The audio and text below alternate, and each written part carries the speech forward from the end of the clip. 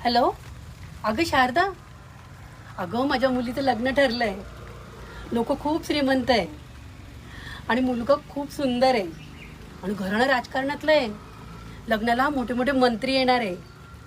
अगं त्यांना काही नको आहे, फक्त लग्न थाटामाटात करून हवं आहे.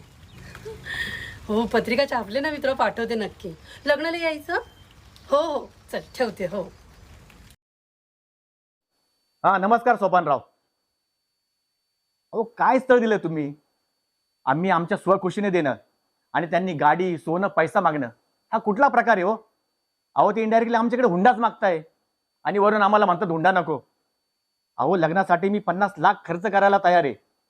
आमची मुलगी चांगली शिकलेली आहे, चांगली नोकरी आहे आणि तिला चांगला पगार पण आहे.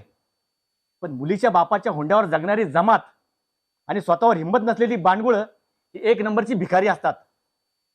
हुंडा मागणाऱ्याला हुंडा तर काय, माझी मुलगी सुद्धा देणार नाही. त्यापेक्षा एखाद्या स्वकष्टाने कमावणारा गरीब शेतकरी मुलगा जर असेल ना, त्याला माझी मुलगी देईन. अहो सोपानराव, हा हुंडामुक्त महाराष्ट्र होणार तरी कधी? आणि दिवसेंदिवस असे प्रकार वाढतच चालले. यांचे हाव तरी कधी संपणार?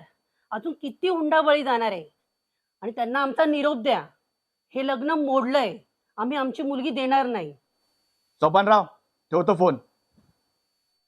आजी, हो बेटा, दीदीचं लग्न का कॅन्सल केलं? तुझ्या भावना मी समजू शकते.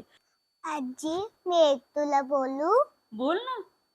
मी तर लग्नच नाही करणार. अगं बाई, पण काय ना, एक ना एक दिवस मुलीच्या जातीला लग्न करून जावंच लागतं.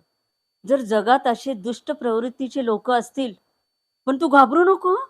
मी तुला ना भक्कम आणि निडर बनवेल. म्हणजे तू अन्यायाविरुद्ध वाचा फोडशील आणि चांगला लढा देऊ शकशील. पण याच्यासाठी आपल्याला ठोस पाऊल उचललंच पाहिजे ना, हो ना? नम्रता फिल्मचे दिग्दर्शक श्रीयुत संजीव सोनवणे सर आणि स्वामी स्पर्श या सिरीजचे कलाकार मंडळी यांच्याकडून येवल्याच्या भक्तिताई आणि पुण्याच्या वैष्णवीताई यांना भावपूर्ण श्रद्धांजली.